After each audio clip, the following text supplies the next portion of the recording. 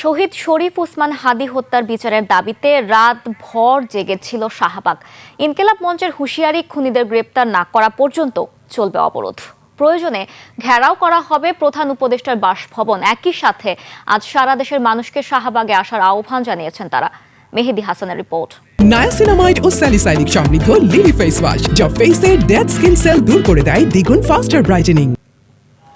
কনকনে শীত উপেক্ষা করে রাতভর শাহবাগ চত্বর উত্তাল শহীদ হাদী হত্যার বিচারের দাবিতে।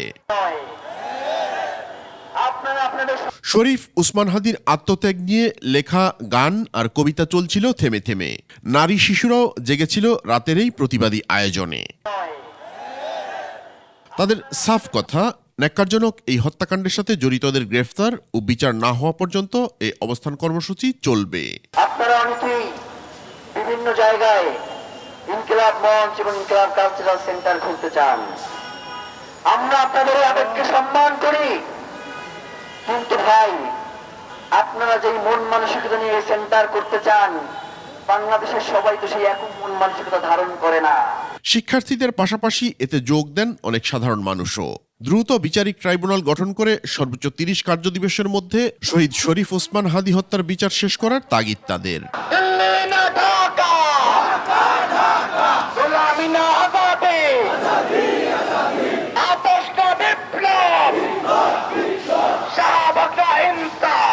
গত 12 ডিসেম্বর গুলিবিদ্ধ হওয়ার পর 18 ডিসেম্বর সিঙ্গাপুরে চিকিৎসাধীন অবস্থায় না ফেরার দেশে চলে যান শরীফ ওসমান হাদী। খুনিকে চিহ্নিত করার পরও এখনো পর্যন্ত কেন আটক করা সম্ভব হয়নি সে প্রশ্নই তুলছেন বিক্ষোভকারীরা।